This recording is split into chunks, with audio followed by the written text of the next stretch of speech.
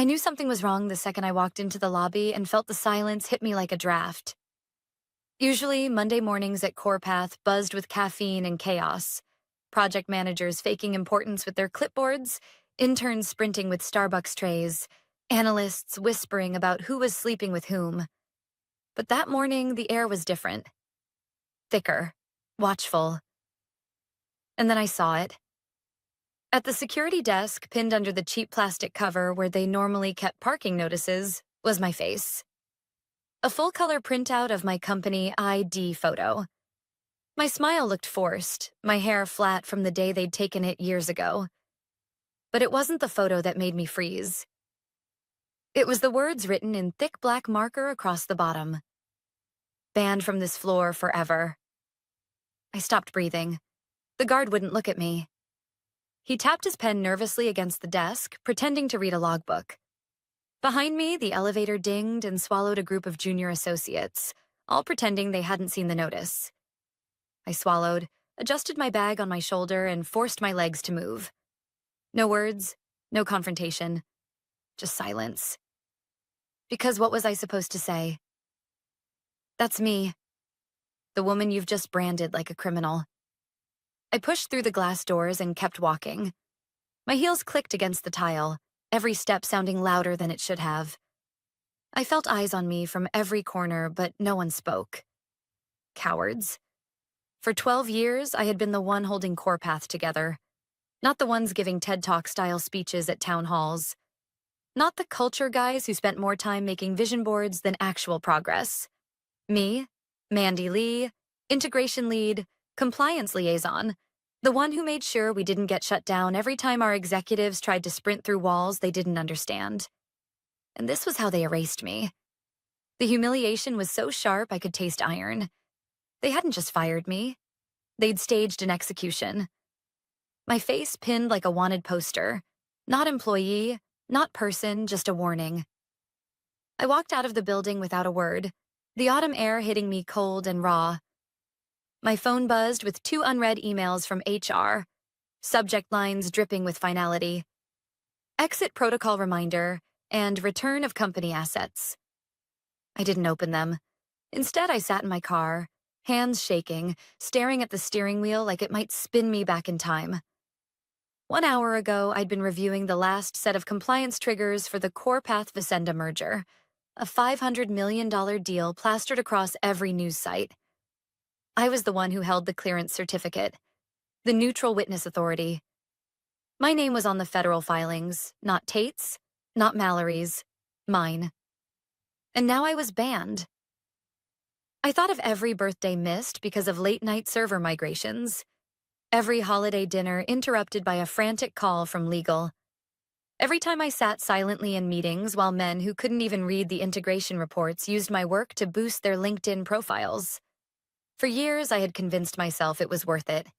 Stability, respect, a career that mattered. But staring at my face taped at that security desk, I realized the truth. I'd been invisible until they needed someone to blame. My phone buzzed again. Unknown number. I almost let it go to voicemail, but something in me answered. Mandy, a voice said, sharp with panic. It was George, the CFO. His usual drawl was gone. He sounded like a man clinging to a cliff edge. Don't hang up. Listen carefully. The merger, it's gone. Vicenda froze everything. They said compliance is void without you. The board is in meltdown. His breathing was ragged. They're driving to your place right now to beg. Don't answer that door. Do you hear me? Don't answer it. I stared at the windshield, the city lights blurring. My humiliation, my anger, my silence. They weren't just emotions anymore. They were leverage. For the first time in years, I felt something settle inside me. Cold. Steady. They thought they could erase me. Instead, they'd erase the only bridge they had left. And they were about to learn what happens when you cut loose the wrong person. When I got home, the silence hit harder than the lobby humiliation. No Slack notifications, no late-night pings from legal, no endless stream of, "Hey, Mandy." Quick question. That never took less than 3 hours to fix. Just quiet. Too quiet. I set the cardboard box from my office on the kitchen table. My life in corporate exile reduced to a mug that said coffee. Because adulting is hard, a half-used notebook, and a handful of USB drives no one at CorePath knew existed. I stared at them, half numb, half furious. It wasn't grief anymore. It was precision. I had always kept a contingency file. Not because I was paranoid, because I paid attention. 12 years in compliance will teach you one thing. Arrogance always eats itself alive. Executives think regulations are speed bumps. They're not. They're landmines. And I'd been the one walking barefoot through the field for over a decade, clearing the path for them. Now they'd fired me, banned me, humiliated me, and in the process, they'd blown off their own legs. I was still turning that thought over in my mind when the knock came. 3 sharp raps on the front door, then again. Harder. I froze. George's voice from an hour earlier echoed in my head. They're driving to your place right now to beg. Don't answer that door. I crept to the hallway, bare feet on cold wood, and glanced at the doorbell cam on my phone. A black sedan sat crooked in the driveway. 2 men in suits stood on the porch, one holding a manila envelope, the other glued to his phone. Their posture screamed panic. They knocked again. This time the sound carried through the walls. "Ms. Lee, we just want to talk," the taller one called, voice too smooth to hide the edge underneath. I didn't move, didn't breathe. I just watched them through the grainy screen. Because here's the thing. When you've been invisible your whole career, silence becomes your sharpest weapon. They expected tears, anger, maybe even begging. But silence? Silence unnerved them. After 5 minutes of pacing, one of them muttered something, checked his phone again, and wedged the envelope into the screen door. Then they left, the sedan reversing too fast, tires crunching against the curb. I waited another 10 minutes before opening the door. The envelope lay flat against the porch, damp from the evening air. I didn't pick it up.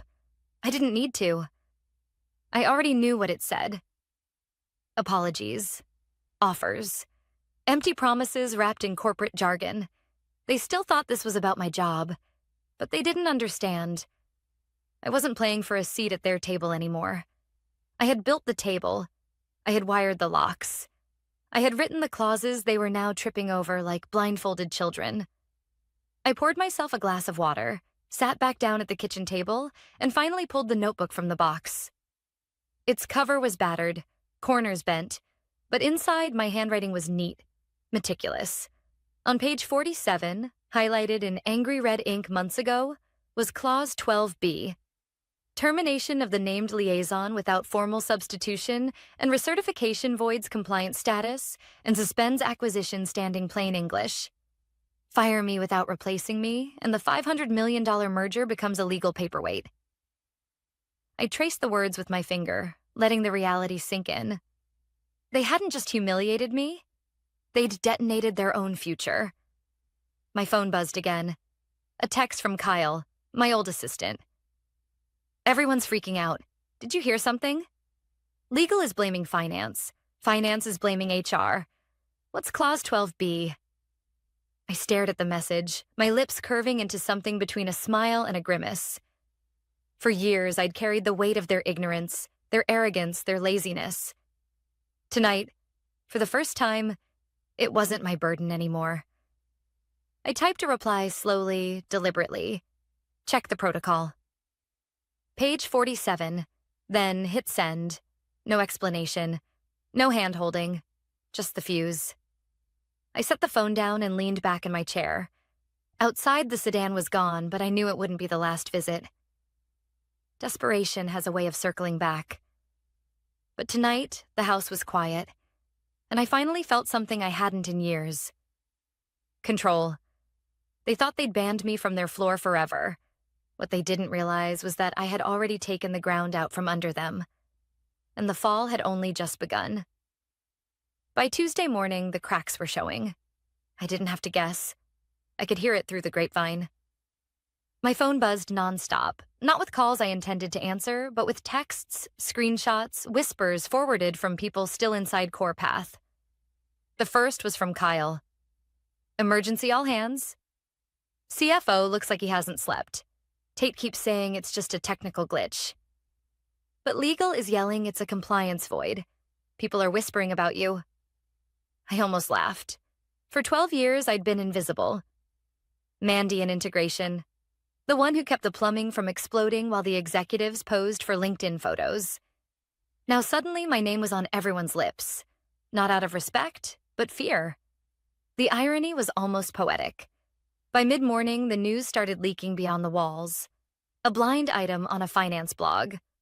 Unnamed Midwest tech firm faces compliance freeze in $500 million merger. Deal in limbo.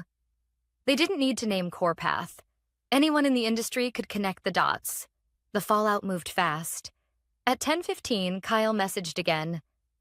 Legal just stormed into the boardroom. Someone mentioned Clause 12B out loud. CFO went pale. People are saying you were never replaced. Macrovia froze signatures, Clause 12B, the words I had circled months ago. The landmine I'd left in plain sight, ignored until it blew off their collective legs.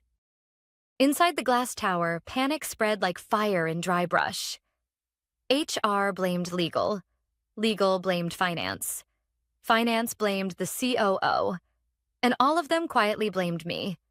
The woman they had erased with a Sharpie scrawl at the security desk. Meanwhile, I sat at my kitchen table in sweatpants, pouring almond milk into my cereal, watching it unfold in real time. At 11:04, George, the CFO, finally called again. I didn't pick up, but his voicemail landed in my inbox seconds later. His voice was high, desperate. Mandy, please, this isn't what it looks like. We just need a quick conversation, off the record. We can fix this. You know how much is riding on this merger. Just call me back. Please, I deleted it without listening twice. Because here's the thing. This wasn't a hiccup. It wasn't a bug. It wasn't even revenge. It was mechanics. You remove the keystone, the arch collapses. Basic physics. And I wasn't about to step back in and hold up their cathedral of arrogance. Not for free. Not ever again. By noon, the panic had legs. Kyle messaged again, faster this time, his typing full of nervous energy. They're saying Macrovia won't accept interim replacements. Everyone's screaming about your name still being on federal filings. Someone dug up your last clearance letter. It's everywhere now. HR says it's a temporary delay, but nobody believes them. Tate looks like he's going to faint. I closed my eyes for a moment, picturing it. The executives who had dismissed me as legacy support now pacing boardroom carpets, sweating through their suits, desperately Googling the very protocols I'd written. And still, they hadn't understood the simplest truth. You don't erase the foundation and expect the house to stand. That afternoon, another voicemail landed, this time from an unknown number. Ms. Lee, this is Andrew Chen from Macrovia Compliance. We've reviewed the documents and noticed your name listed as liaison on all filings. Can you confirm whether you're still authorized under CorePath employment? It's urgent we clarify this. His tone was professional, clipped. But underneath, I heard the tremor of a man who knew $500 million hung on my next sentence. I didn't call back. Not yet. Instead, I walked to the hallway closet and pulled out the fireproof box I'd hidden behind a stack of winter coats. Inside were labeled folders. Legal, protocols, contingency. My handwriting, neat and deliberate, stared back at me. I flipped to the tab I knew by heart. Clause 12B, highlighted again. My signature at the bottom of every page, stamped with dates no one could erase. It wasn't paranoia. It was foresight. I had built the system to protect the company, but I had also built it to protect myself.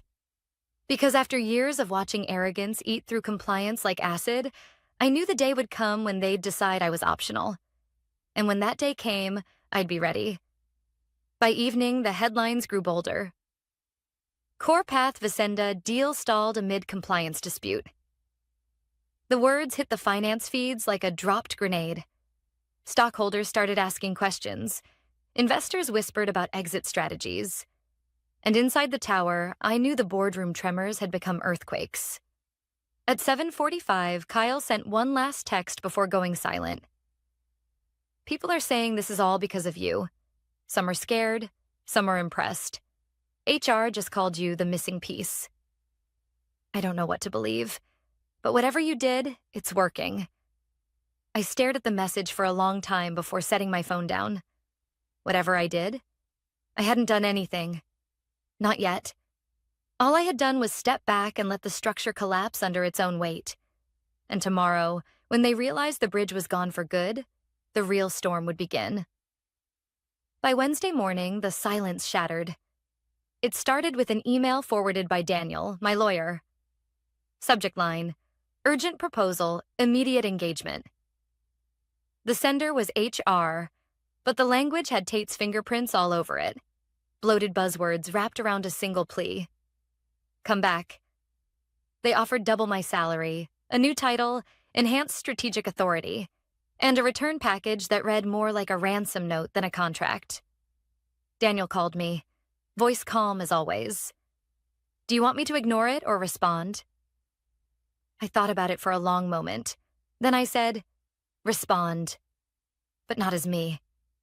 By noon, he had drafted a reply. Ms. Lee appreciates your revised offer. However, she no longer holds employee status at CorePath Systems. Should your organization wish to re-engage her expertise, Quiet Seal LLC is available for limited licensing of relevant services.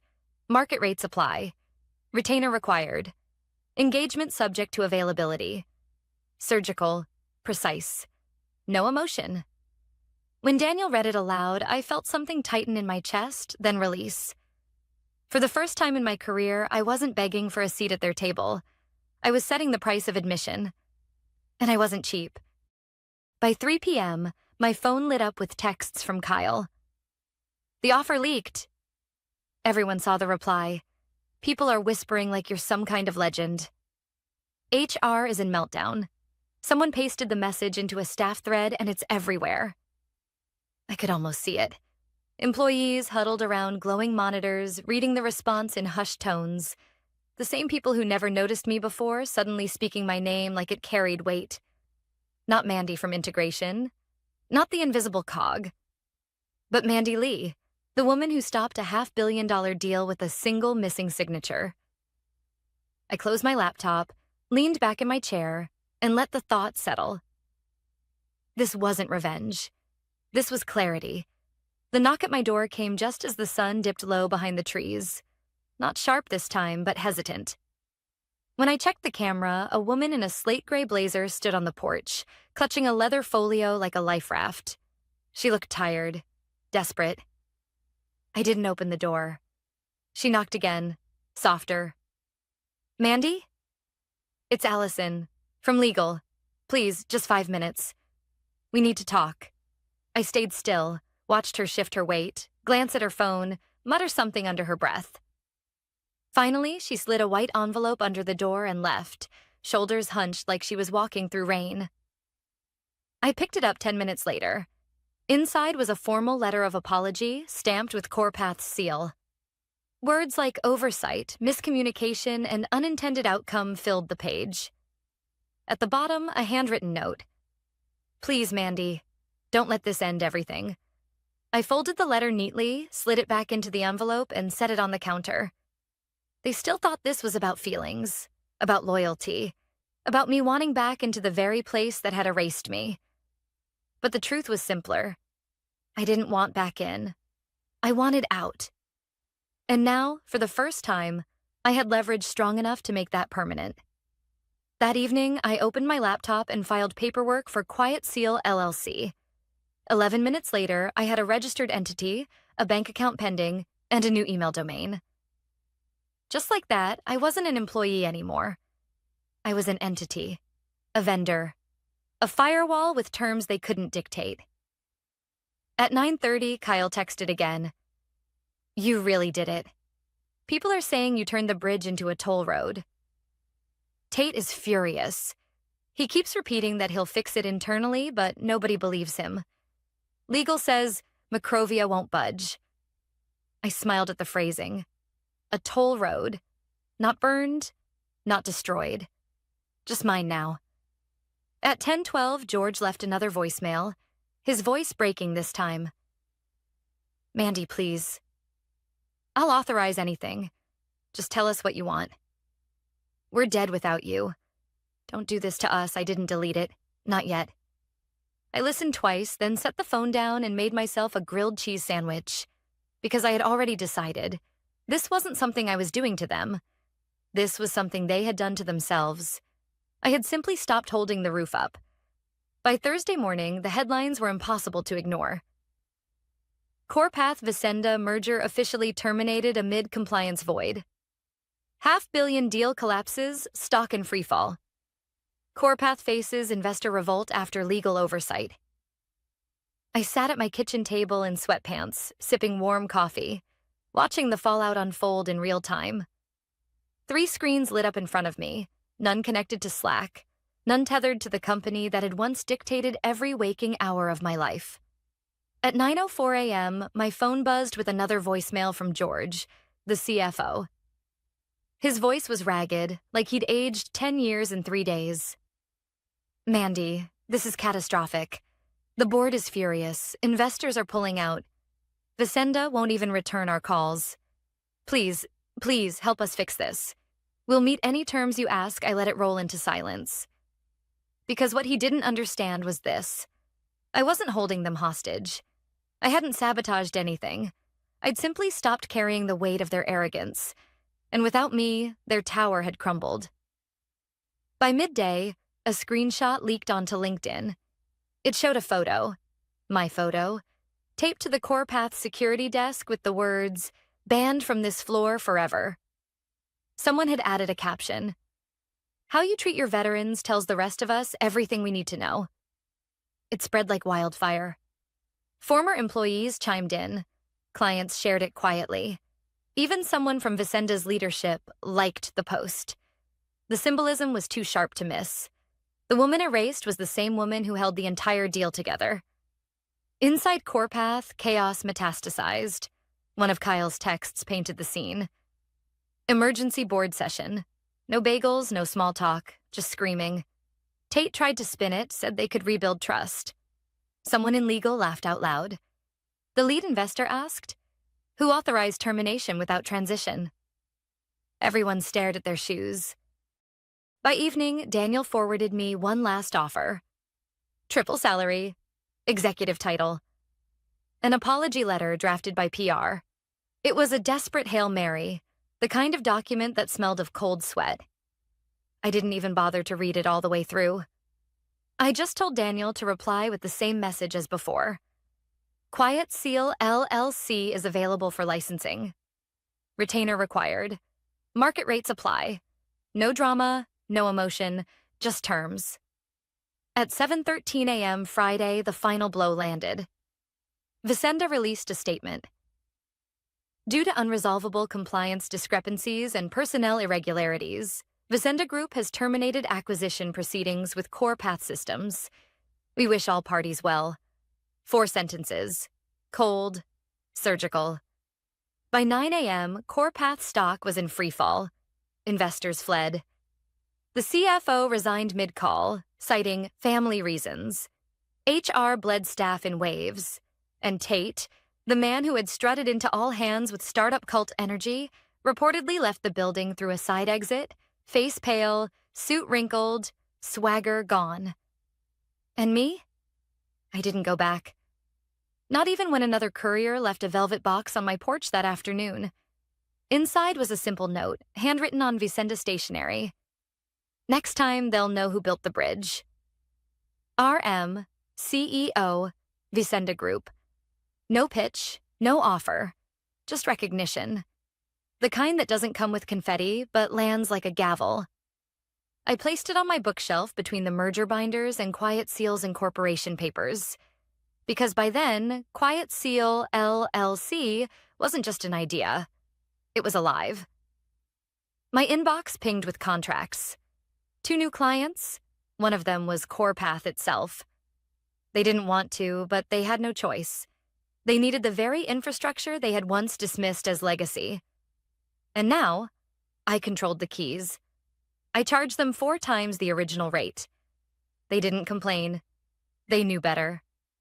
That evening, as the sun spilled through the blinds, I sat at my new desk, the air smelling of fresh pine instead of burnt coffee. My fingers wrapped around a warm cup, the velvet box catching the light on the shelf. The phone buzzed again. A new email. Subject: respectfully requesting your terms. I smiled, let the coffee sit on my tongue for a moment, then swallowed. They thought they had banned me, erased me, made me a ghost. But in the end, I wasn't chasing anymore. I was the terms.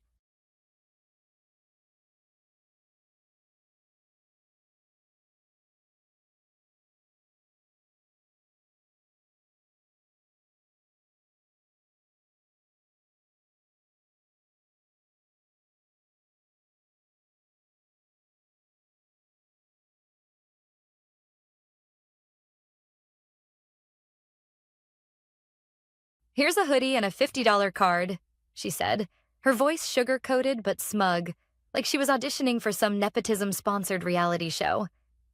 That was the moment I knew my career at Viron was over. Not a warning. Not a private conversation. No, the CEO's daughter, Kenzie, chose the quarterly all-hands meeting, with 80 pairs of eyes watching, to slice me out of the company I had practically built from scratch. She handed me the hoodie like it was contaminated, my name scribbled across the tag in black Sharpie, as if I were a piece of lost luggage finally claimed. Tucked inside, a $50 gift card to a juice bar, one that doesn't even exist in my zip code. But the worst part wasn't the humiliation. It wasn't the whispers I felt ripple across the room like static. It was the line she dropped next, casual, like she was tossing crumbs to pigeons. And unfortunately, Claire's Q4 bonus didn't meet the updated KPI rubric, so it will not be awarded updated KPI rubric. I wrote the original KPI rubric, and the bonus they just withheld? It was 6 figures, $100,000. Gone with a smirk. I could feel the weight of every stare. Sales guys adjusting their collars like they suddenly couldn't breathe. The intern row hiding behind their phones. Even the CTO, who had begged me 6 months ago to rebuild our back end from the ground up, was now pretending to read his notes. The only one who looked relaxed was our CFO, probably thinking about the boat he just bought with last year's equity. So I smiled. Not because I wasn't furious, not because it didn't sting, but because fury is for amateurs, and I'm a professional. That smile, calm, steady, terrifying in its restraint, made HR's pulse quicken. They know the smile I'm talking about. The one that silently promises, "Don't worry, I won't sue. Not today." I held up the hoodie. Polyester, scratchy, cheap. Felt like it judged me back. "Thanks for the memories," I said, voice even, almost friendly. No door slam, no meltdown, just the soft click of my heels against the tile as I walked out. That's important, by the way. They wanted a scene. They wanted me to be the crazy woman story they could share on Slack later. I gave them nothing. The air outside felt too clean, too cheerful. Blue sky, warm breeze, like the universe was mocking me. I sat in my car, stared at that hoodie on the passenger seat, and thought, this is how they erase you. One fake smile, one skipped bonus, and a hoodie stuffed with silence. But here's what no one in that glossy conference room noticed. HR didn't have me sign anything. No exit packet, no NDA reminder, no acknowledgement that my termination was fair and legal. Just a cheery pre-written email saying my company account would be shut down at 3 p.m. sharp. And that small oversight? That was my opening. Because 3 weeks earlier, I had already prepared for this. I'd been sitting in a booth at a bar that smelled like old fries and regret, my laptop balanced dangerously close to a glass of cheap Pinot. Across from me, my attorney, Shelley. Real attorney, not the listening ear corporate like to parade out when someone raised a complaint. Shelley leaned over my screen, pearls glinting under neon beer signs, and whistled.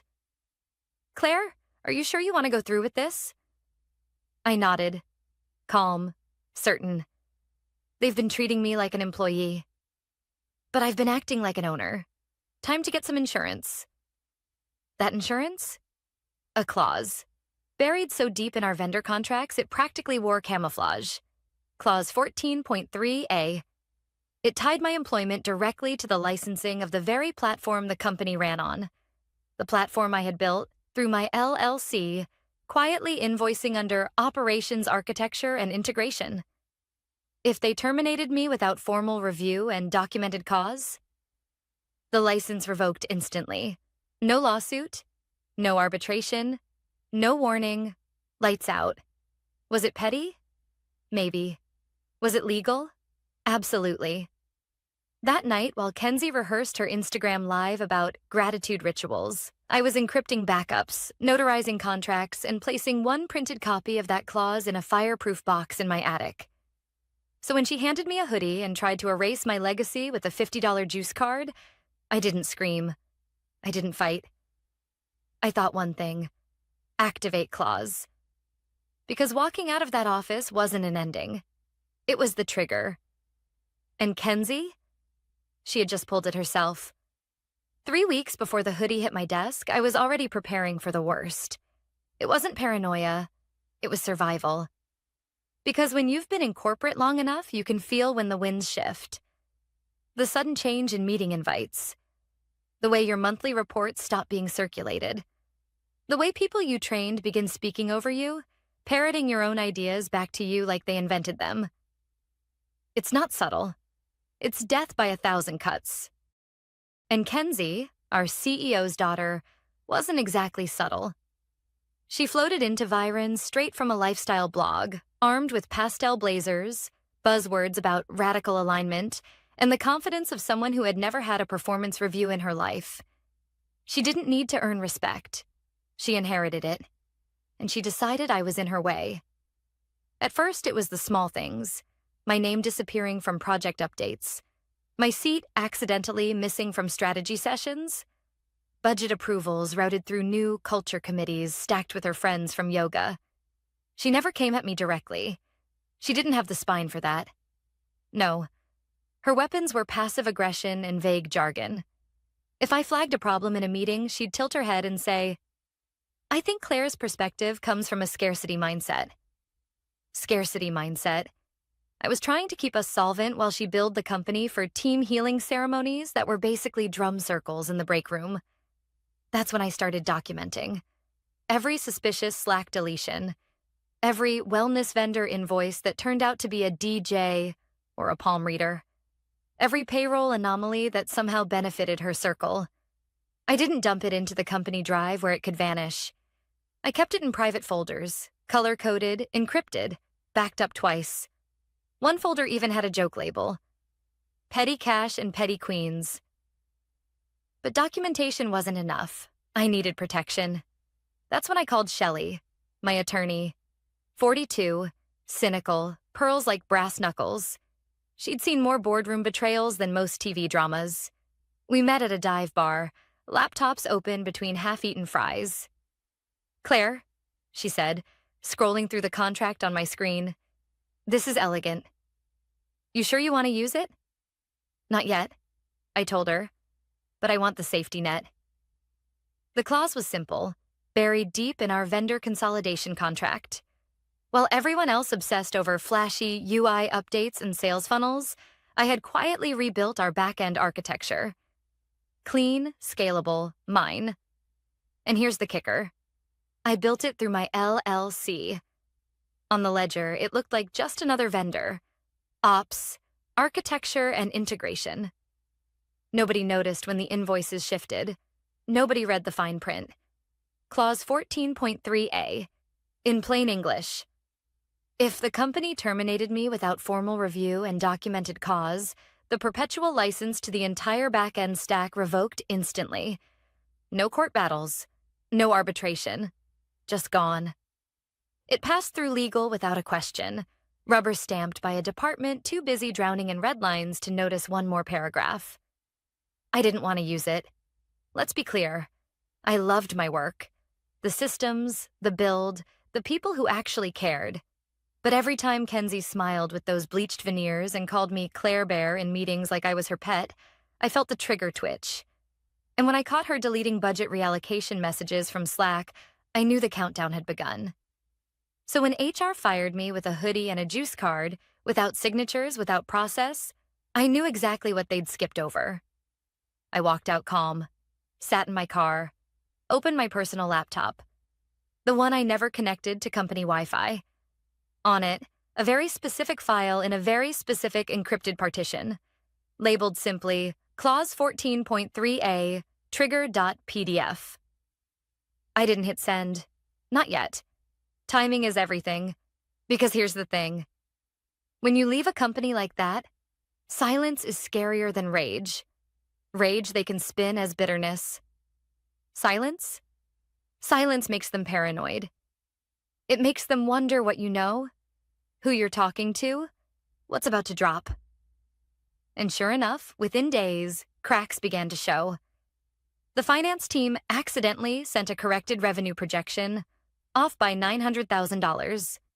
They blamed API issues, but I knew the truth.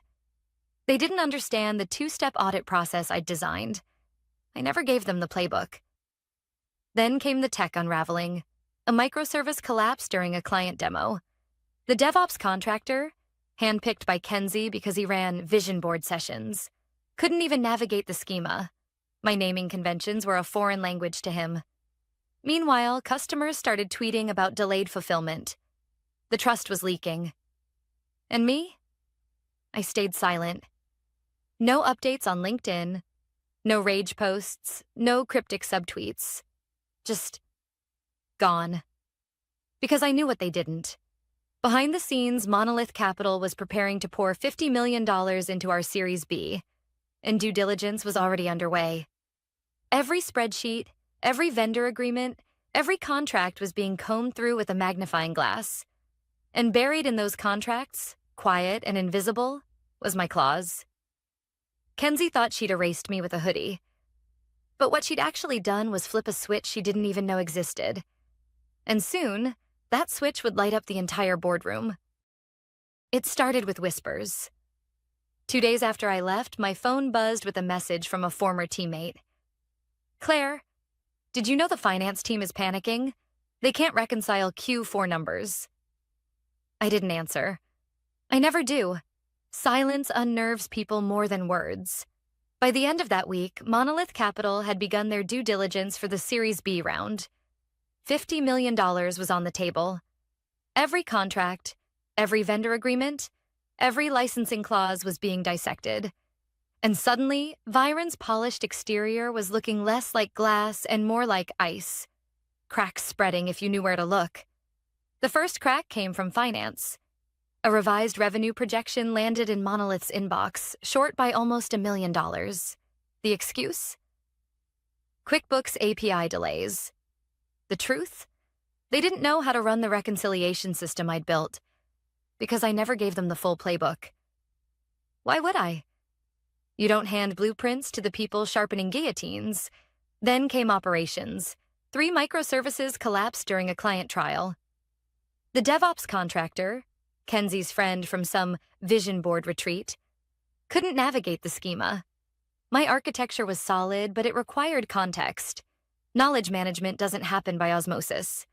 I'd warned them months ago. They ignored me. Meanwhile, customers started tweeting about missed deadlines and delayed onboarding. Nothing tanks investor confidence faster than screenshots of angry clients. And Kenzie? She did what Kenzie always did. She spun. In a leadership video, she called it a growth recalibration phase. She insisted the team was stepping into a new vision of operational sovereignty. Corporate poetry for "we have no idea what we're doing." She wore a sweatshirt that read, #, do the work. Irony so thick it could choke a room. But here's the thing about investors. They're not idiots. They've seen the jargon before. What they want is stability, predictability, numbers that add up. And when those numbers don't, they start asking questions. One Tuesday night, while I was baking banana bread in my kitchen, my GitHub notifications pinged. A repo I hadn't touched in weeks, my LLC's private repository, was suddenly getting traffic. 6 hits in a row, all from Viren IP addresses. I laughed out loud. They were sniffing around my code, trying to piece together what I'd left behind. But of course, what they didn't know was that the core license had already shifted. Clause 14.3a was live, a quiet bomb ticking under their boardroom table. I didn't reach out, didn't gloat, just let them stew. Because sometimes the most powerful move is no move at all. The following morning, my attorney Shelley called. "They're circling," she said. Her tone was half amusement, half warning. I got a ping from an external counsel. Informal, of course. They wanted to know if you'd consider a consulting arrangement. I smiled into my coffee. "And what did you say?" I told them my client isn't available for informal anything. If they want access, they'll need to talk about terms. Shelley never wasted words. That's why I trusted her. Meanwhile, inside Viron, paranoia was brewing. A junior PMI once mentored sent me a single message. Everything feel unstable. Like we're walking on glass. She wasn't wrong, but the real fracture came during Monolith's diligence call. One of their analysts flagged a line item in the vendor contracts. Ops Architecture and Integration, Ray Systems LLC. It was small, ordinary looking, but they highlighted it. Yellow, bold. And that's when the silence began spreading through the executive floor like smoke. I wasn't in the room, but I can imagine it. The CEO's jaw tightening, Kenzie's practice smile slipping, legal scrambling for binders. Because buried inside that vendor contract was the clause. My clause. The one that said, terminate Claire without cause and the license revokes. Of course, no one wanted to admit they hadn't read it, or that they'd fired me with nothing but a hoodie and a juice card. And me? I was sitting on my balcony, sipping wine, watching the sun dip behind the city skyline. I didn't need to lift a finger, because the beauty of a well-built clause is this. It doesn't scream. It doesn't fight. It just waits. And when the timing is right, it detonates quietly, leaving everyone else scrambling in the smoke. Monolith wasn't done digging, and the deeper they went, the closer they came to the truth. Viren didn't own the very system they were trying to sell for $50 million. The investors would soon realize it. And when they did, all the pastel blazers, buzzwords, and motivational hoodies in the world wouldn't save Kenzie. And that was the part that made me smile. Not revenge, not gloating. Just restoration. The system protecting itself. The day of the Series B pitch arrived like a storm everyone pretended not to see coming. I hadn't planned on being there, but Monolith Capital's lead investor, Gregory Watts, personally requested my presence. For continuity, he called it. The board agreed, too flustered, too desperate to argue. Kenzie didn't know until I walked into the lobby that morning. Her smile cracked for a split second, like a pane of glass under strain. Then she pulled it back, plastered on a performance grin, and swept past me as if I were invisible. I didn't mind. I wasn't there for her. The boardroom was all glass and hubris. 27 floors up, panoramic views of the bay, a conference table big enough to land a helicopter on. The kind of place designed to impress investors with views instead of numbers. Monolith's team entered quietly, tailored suits and cool expressions. Gregory sat at the head, calm, deliberate, the kind of man who didn't need to raise his voice to be heard. Kenzie took the floor like it was a stage. Cream blazer, designer heels, and one of those oversized water bottles with motivational timestamps. Her slides were polished within an inch of their life. Animations, graphs, buzzwords stacked like a Jenga tower. At Viron, she purred, clicker in hand, we don't just build platforms. We architect trust. I saw one of the Monolith analysts raise an eyebrow. For an investor, that's basically a scream. The presentation rolled on. Culture-forward architecture, emotional throughput, scalable empathy. Not a word about the actual back-end stability. not a whisper about the operational chaos boiling under the hood. Then Gregory opened his diligence folder. Slowly, page by page, no interruptions, just the sound of paper against paper. The room's temperature seemed to drop with each turn. Kenzie's phone, face down on the table, lit up. 12 missed calls from legal. She ignored it, kept smiling, kept talking about team cohesion and retention rates. But then Gregory raised a hand. The room froze. "Before we go further," he said, voice calm, precise. "We need clarification." Kenzie's smile faltered. "Of course," she replied, tone an octave higher. Gregory slid one page forward. A termination memo. My termination memo. "This document states that Claire Ray was terminated for negativity and misalignment with culture. Is that accurate?" "Yes." Kenzie nodded too quickly. "It was a leadership call. A cultural fit issue. Reviewed by internal counsel?" Gregory asked, eyes steady. Kenzie hesitated. The CEO shifted uncomfortably. Legal stared at the table. Gregory didn't press. He simply turned to the next page and held it up with 2 fingers. A letter. My letter. Formally notarized, dated last week. Clause 14.3A notification. He read. Revoking all back-end platform licensing effective the moment Ms. Ray was improperly terminated. The silence was suffocating. Kenzie's knuckles whitened against the edge of the table. Her eyes flicked to her father, then back to Gregory, then down at her phone again as if the screen might offer a way out. Gregory's voice didn't rise. He didn't need it to. This clause is clear. Licensing of Viren's core infrastructure is contingent upon continued employment of Claire Ray. Termination without documented cause revokes that license immediately. The general counsel, pale as paper, stood so fast his chair skidded back into the glass wall. He snatched the clause from Gregory's hand, eyes wide. How did this get signed?" he whispered. I spoke for the first time. Calm, even. "I drafted it. Your department approved it during vendor consolidation last year. It passed review." The CEO's face drained of color.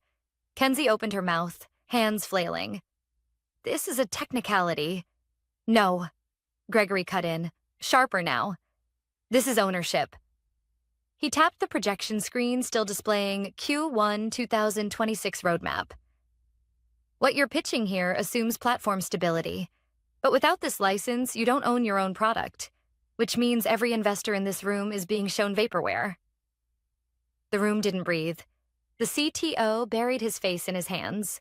The VP of sales walked to the window like he was considering jumping. The CFO muttered something about, "She warned us." The CEO reached for his water glass, missed, nearly spilled the pitcher. His hands trembled. Gregory stood, smoothed his jacket. "Congratulations," he said quietly, his words slicing sharper than any shout. "You just lost your company." Kenzie half rose from her chair. "Wait, we can fix this. We'll talk to her lawyer." But no one was listening anymore. The board erupted, voices overlapping, binders slamming, accusations flying. Someone shouted, "Why didn't anyone flag this clause?" And me? I sat still in the back row, neutral expression. Hoodie folded neatly under my arm like a souvenir. I didn't gloat, didn't smirk, just waited. Because the truth was already doing the work for me. The collapse had begun. The boardroom didn't explode. Not at first. Shock isn't loud. It's heavy. A silence so thick you can hear every breath, every shift of a chair. Then the eruption came. Voices colliding, binders slamming open. A pen thrown so hard it clattered across the glass table. One board member shouted, "Why didn't anyone flag this clause?" Another hissed, "She warned us." The CFO looked sick, pale and sweating. The CEO sat slumped, staring at the termination memo like it was written in a foreign language. His hands shook as he muttered, "This can't be happening." But it was. Because when you build a company on slogans, nepotism, and Instagram filters instead of substance, all it takes is one forgotten clause to bring it down. Kenzie was still flailing, her cream blazer askew, her voice climbing higher with each word. "This is just a misunderstanding. We can negotiate. We'll fix it."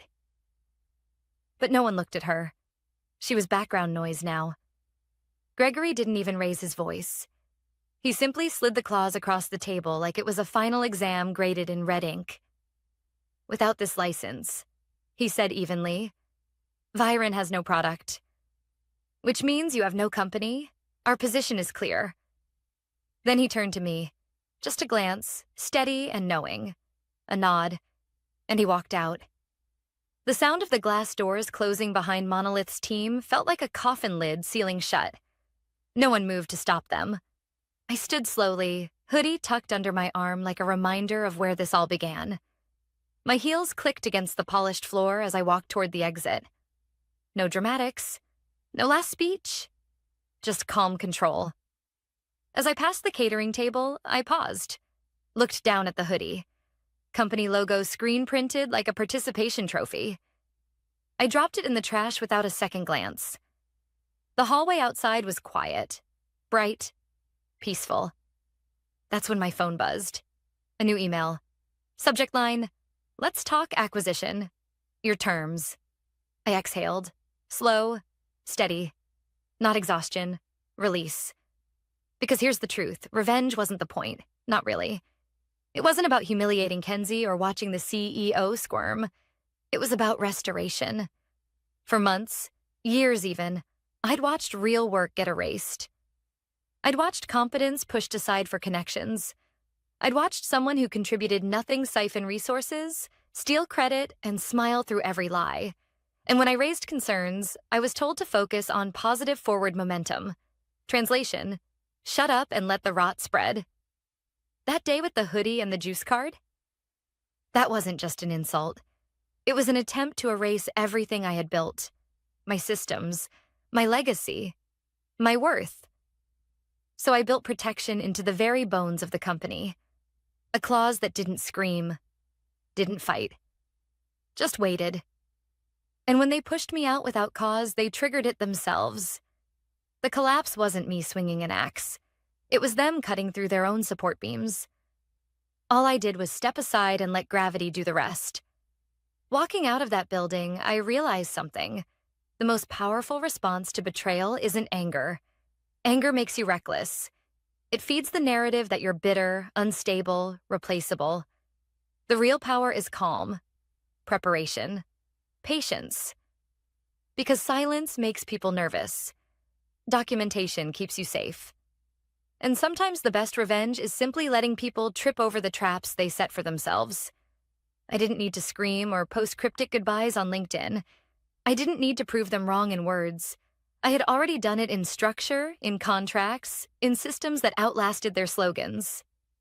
By the time Monolith walked away, by the time Kenzie's frantic voice cracked under the weight of her own lies, by the time the CEO dropped his glass and clutched his chest, I had already won. Not because I destroyed them, but because I protected myself. That's the message I carry, and the one I want you to remember. When someone tries to erase your worth, don't waste your energy fighting their narrative. Build your own foundation. Document. Prepare. Protect. Because the quietest moves, the ones no one notices until it's too late, are often the most powerful. I stepped into the elevator, doors sliding shut behind me, leaving the chaos upstairs to devour itself. My phone buzzed again.